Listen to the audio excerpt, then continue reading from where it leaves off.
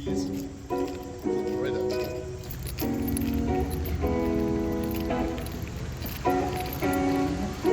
It's pretty out here.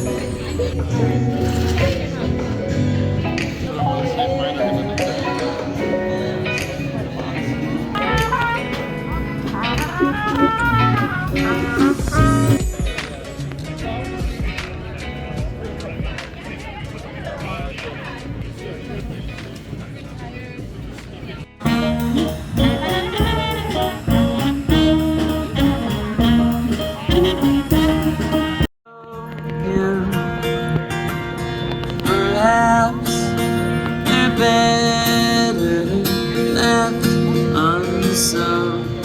I don't know. Don't really care. Let there be songs to fill the air.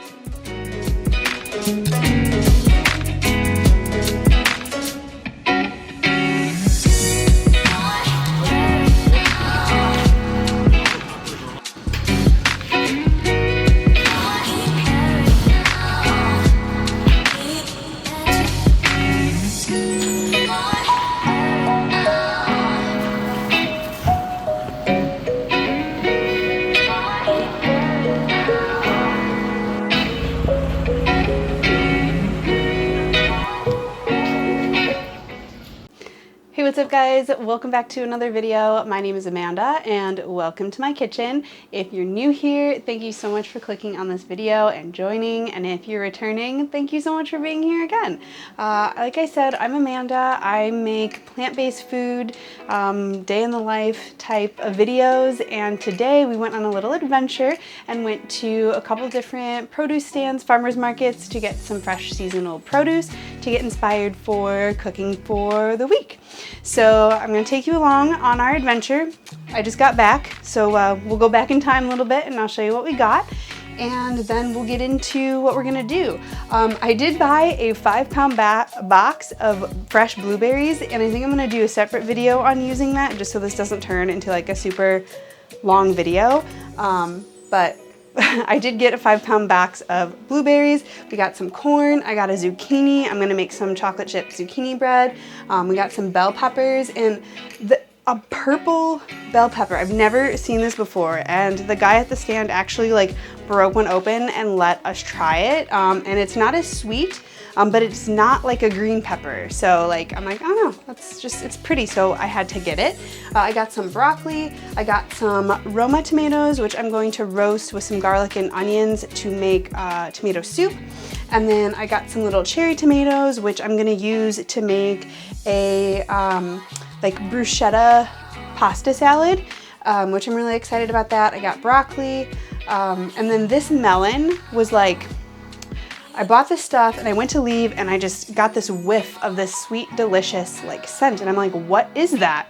This is a sensation melon, and I guess it's like a one-time-a-year thing at this farm stand. It's not like rare, but like it's not a whole season thing. So I'm like, well, if I want to try it, now's the time. So we'll probably, I might wait a couple days to cut this up, but then we're just gonna like eat that. So yeah. So yeah, so if any of that sounds interesting to you, you want to see how I prep and use this produce, stick around because that's what we're gonna do. The first thing I wanted to do was give you guys a quick overview of what I bought. I know I kind of went over it in the video introduction, but just to kind of get a better look at how vibrant and beautiful this produce is. And the absolutely massiveness of this giant box of blueberries, which I will share with you in an upcoming video. So the first thing I did was kind of get my ingredients together for the soup and the bruschetta pasta salad. I took some garlic out of the freezer and picked some basil from my garden, and then we're going to be roasting some chickpeas for the bruschetta pasta salad and cooking some orzo for that. So I just wanted to have kind of everything out and ready before I started cooking, which I highly recommend, especially when you're doing a meal prep like we are today. So the first thing we're going to do is get our water boiling for our orzo for our pasta salad, and then we're going to preheat the oven and make our chickpeas. And pro tip, save your aquafaba. I freeze it in these little muffin cups in about quarter cup increments, because about a quarter cup of aquafaba is a really great egg replacement to have on hand for baking. So for the chickpeas, we're just doing a really simple seasoning. I just put a little bit of avocado oil on them with a little bit of salt and pepper, garlic powder, and onion powder, just to give them a little bit of flavor on their own, and just kind of toss that to combine. Don't use a tiny little bowl like I did. I don't know what I was thinking, but give them a toss so they're nice and kind of evenly coated with that seasoning mixture, and then spread them evenly out on a baking sheet. And we're gonna roast these in the oven on like 375 to 400 for about a half an hour, kind of stirring halfway through. And then back to our orzo. Our water is now boiling, so we're going to take 1 cup of orzo and add that into our boiling water, along with a generous pinch of salt, because you always want to salt your pasta water. Orzo technically is pasta, even though it looks like rice, I'm pretty sure. Yeah, it's pasta. I mean, this recipe is called pasta salad, so yeah. So we're just gonna cook that according to the package directions until it's al dente. And then while that's cooking, we're gonna prep all of the other ingredients for our little pasta salad. So the first thing we're gonna do is chop about a half of a red onion, and you can do this to taste. Like if you don't really like a lot of onion, you don't have to add it all. Like I started out with a quarter, and then I ended up adding almost the whole half the red onion, because I just thought it needed that little extra bite. And I really like how colorful this recipe turned out too, because you have like the purple from the onion, the red from the tomatoes, the green from the basil. It was just like a really great like summer dish. So this will be great for like an easy lunch, or if you want to bring this to like an event, like a barbecue, like a great side. And what's really cool, like I don't really like tomatoes all that much, but like this, like bruschetta style, like with like balsamic and olive oil and garlic, I don't know, I highly recommend trying this recipe, especially with farmer's market or homegrown tomatoes. And you can use any type of tomato. I kind of regret using cherry tomatoes for this recipe because they were kind of a pain to cut, but whatever. So we chopped up our onion, our basil, and then we're chopping up our tomatoes. Now, if you have one of those like veggie chopper things that you have to like smash to chop a bunch of veggies all at once, that would be amazing for this. Or you can just cut them in half. But again, because I don't really love tomatoes, I just like the idea of tomatoes, I wanted to cut them up pretty small. So I ended up like cutting them in half and then slicing them and then like running my knife through them, and this took a long time. So maybe don't use cherry tomatoes.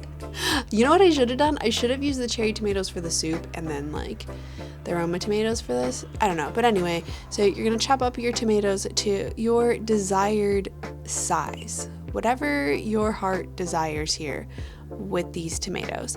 And another really great thing about this recipe is it's kind of like a no-cook recipe. I know you have to cook the orzo, but it's not like you have to be over the stove cooking. So it's great for summer. So here we are finishing up chopping these tomatoes. I was way over it by now, but you know what? Live and learn. Like these tomatoes were so good and so fresh. Like even my dad liked this, and he's not a tomato person either. So if you have a tomato skeptic in your life, this might be the dish that allows them to give tomatoes another chance, like it did me. So once all of our tomatoes are chopped, we're gonna add a few cloves of minced garlic in there, a big glug of olive oil. I had this garlic infused olive oil, which I bought a while ago and haven't really used, so I was trying to think of a way to use it, and here we go. And then a big old glug of balsamic vinegar, and I did not measure these ingredients, so measure with your heart. I would say maybe a tablespoon of oil and 2 tablespoons of balsamic, and then add in the onion, the basil, and then salt and pepper to taste, maybe like a 1/4 teaspoon of each, depending on your preferences, and then give this a stir, and then allow it to sit and kind of marinate for a little bit. And this will kind of bring the juices out of the tomatoes, so then you'll kind of know if you need to add more ingredients to make it like saucier, which would be like more oil or more balsamic, depending on your taste preference. I nailed it eyeballing it, so I was super happy with the flavor of that, so I actually didn't add anything else at this point. And then I drained and rinsed my orzo, and then added this directly into my bowl with all my other ingredients, stirred it up, and we're good to go. The only thing that has to go in there is those roasted chickpeas. And I will say, having that little crunchy texture in the salad was really nice. It was a good contrast to like the juicy tomatoes and like the starchy pasta, but this was so good. I would happily serve this to friends and family. You know, like I was really happy with the way it turned out. I think I did end up adding just a tiny bit more olive oil and balsamic vinegar, just because I wanted it to be a little more wet, because the sauce kind of like sucked into the orzo, because the orzo kind of does that. But this was absolutely delicious. This was a fantastic option to have for lunch throughout the week. 10 out of 10, highly recommend. I'm really leaning into orzo because it's very convenient to make dishes like this. And before we get into the next recipe, I want to take a moment to thank Ritual for sponsoring today's video. Ritual is a vitamin and supplement company that not only makes a multivitamin for men, women, and children, but they also have a probiotic, supplements for skin health and sleep, and all of their ingredients are 100% traceable. There's no mystery ingredients in these vitamins or supplements. You could go on their website and not only see where each individual ingredient is sourced, but information about that source. Just a great way to know exactly what you're putting in your body to kind of make sure you get that complete bill of health by taking a vitamin. Make sure you're not missing any of those nutrients. I've been taking Ritual for over 2 years now, and it just is really good to know that I'm not missing any nutrients, especially being on a plant-based diet, that I have all my bases covered. If you want to try Ritual, any of their products, click the link in the description box below and you can save up to 35% on your first purchase. I highly recommend giving their website a browse because there's probably going to be something for everybody. I love their probiotic as well, but their vitamins are great. The next recipe we're going to be making is a roasted tomato soup, and I put this video together in a way that like the recipes were together, but if you're meal prepping this, what I would recommend doing is throwing the chickpeas in the oven and throwing the soup ingredients in the oven, so then you have the oven working like in tandem on these two separate dishes. But I didn't want it to be confusing, kind of like bouncing back and forth between each dish. So when I made this, I did have the soup ingredients and the chickpeas roasting in the oven at the same time. So with that being said, we're gonna take 1 medium to large brown, yellow, regular onion and chop that into big chunks. We're going to take some avocado oil and add that into our 9x13 baking dish just to kind of grease the bottom, and then we're going to plop that onion in there along with our tomatoes. And for these tomatoes, they were kind of small, so I cut some of them in half, some of them in quarters. There was one really big one which I cut into smaller pieces. I just wanted to kind of increase the surface area of the tomatoes in order for them to kind of get that char. And I do have a full recipe on this soup exactly recipe on my channel, so I will link that video here so you can get like the full ingredients and measurements and everything, because like I said, on this day I was kind of just like winging it. I had this idea in my head and I was just gonna go with it. So if you're interested in that, I will link that for you to follow and watch another video. Yay! So you can see me make this again, only with proper instructions. So we have the tomato, the onion, along with some whole garlic cloves. Again, measure with your heart. I think I did like 6 or 7, but some of them are really small. So depending on your garlic preference, you can add however many you want. And then I just sprinkled over a little bit of Italian seasoning on top of everything, along with a little bit of salt and pepper. And again, I didn't measure, just kind of measured with my heart, because this is just going to give it a little initial like flavoring for like the base of the soup. And then once all that seasoning was in there, I did add a little extra drizzle of oil. I think maybe I did like a tablespoon and a half in total between greasing the bottom of the pan and then adding a little bit on top. And then you're just going to toss everything together to kind of coat all the veggies with all that flavor. And then this is going to go in the oven at 375 to 400 for about 30 minutes or so, stirring it halfway through. And you'll know it's done when the tomatoes are kind of blistered, things are getting a little bit charred, and everything's nice and soft. You want to make sure the tomatoes are really soft. So to be honest, depending on the size of your tomatoes, what kind of tomatoes you use, your cooking time may vary. So just keep that in mind. And then once everything is nice and soft and roasty, we're going to transfer that into a high-powered blender along with a can of drained and rinsed cannellini beans, 2 cups of water, and a veggie bouillon cube. You can just use veggie broth if you have it. That would probably be just as easier, and I don't think I really needed to mix it together. I could have just thrown it all in there. And when blending hot ingredients in a blender, just be sure to remove the cap so it is venting when you're blending. And I just blended this up on high until it was nice and smooth. You can see it's still steaming out of the top there. And then once it turns to this consistency, then we're going to add a handful of fresh basil in and just kind of pulse it a little bit to break it up and get it combined. We don't want it to completely like annihilate it. And then taste for seasoning. If you have to add more salt, pepper, garlic, whatever, you can do that. And then I just poured this directly into meal prep containers because I was going to enjoy it throughout the week. When reheating it, I would recommend adding a little bit of water or plant milk just to kind of thin it out.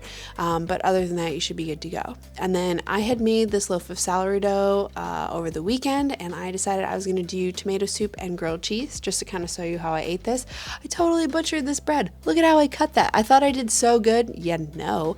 So like that was kind of a pain to eat and toast, but I enjoyed a grilled cheese with this tomato soup, and it was so good. The soup also freezes really well if you want to do long-term meal prep. And then I also wanted to show you guys this melon, the Sensation melon. This is another thing. I ended up actually cutting this up a few days later just because I felt like it needed a little bit more time to ripen, but I just chopped it up into chunks and just enjoyed it throughout the week.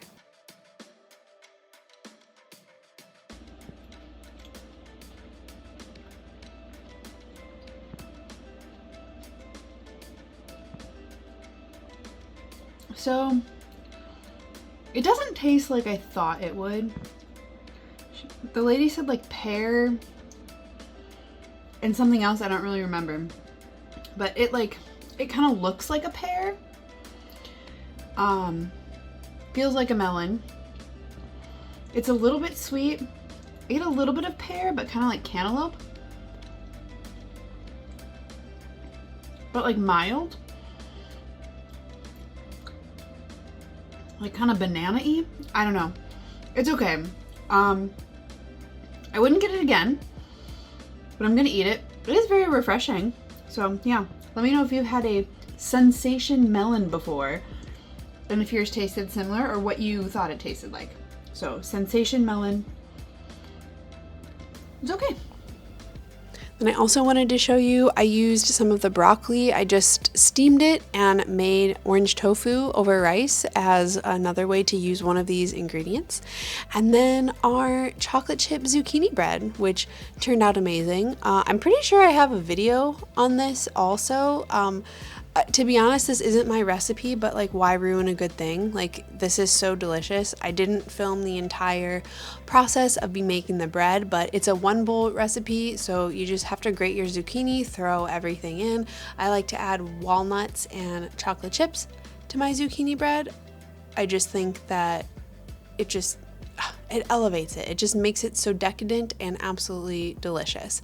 So 10 out of 10, try this recipe, especially with fresh zucchini that is in season here over the summer. All right, now we are in the home stretch here, folks. Our final recipe was kind of like a hodgepodge of everything that was left over. I had some leftover cabbage that I needed to use, the broccoli, red onion, and the peppers. So I decided to make like a 1-pot like rice bowl situation. So the first thing that I did was get a skillet heating on the stove, added in a little bit of oil, and fried up the garlic and onion. I would use a brown onion, but all I had was a red onion, so that's what we used, because, you know, use what you have. And if you haven't seen my garlic hack, I take a bunch of garlic and run it through the food processor and then freeze it in a Ziploc bag. So then I have garlic whenever I want. And then I used this like, this rice that was like made with like lentils and chickpeas to kind of add protein to the dish. So I got that cooking up, and then I have my onion caramelizing, added the broccoli in there, chopped up the peppers. I was originally going to do like a pasta, but then I was like, I have this legume rice I need to use up. Let's just make it rice. And I really just kind of cooked everything until they were crisp tender. I added a sprinkling of this lemon pepper seasoning in it just to kind of keep it low-key simple, and then added in some cabbage. And this was a great way to clean out the fridge. This would be great over pasta. It was really nice with the rice mixed in. I didn't really need to add that extra glug of olive oil. Don't know why I did. It was a tad greasy, but it was still really good. So yeah, that is kind of how I used up the majority of these ingredients. It was really fun to kind of come up with different recipes and use all the ingredients in a way where they were different, so I wasn't eating the same thing every single day. So I encourage you to try that for your meal prep. Like, maybe you can batch cook some things or just prep all the veggies, and then you can just throw meals together like the stir fry situation, and you're good to go. But let me know what your favorite meal was and what produce you're enjoying this summer. And I think that's a wrap. All right, my friends, that is a wrap on today's video. Thank you so much for sticking around to the end. If you liked any of these recipes, let me know in the comments section below. If you have any suggestions for future videos, or kind of just suggestions on content, or like just want to say hi, just kind of any sort of tidbit. Maya wants to say hi. I don't know if you could hear her. But yeah, so I really appreciate you guys being here, hanging out with me today for this video. I really enjoyed these recipes that I made, and I think it was a productive set of cooking. So yeah. So thanks again for being here. Again, if you like this video, don't forget to give it a thumbs up, subscribe if you're new, share this video with your friends, you know, all the YouTube stuff. So I can't wait to see you guys again in a future video. So I hope you enjoy the rest of the day wherever you are. Bye for now.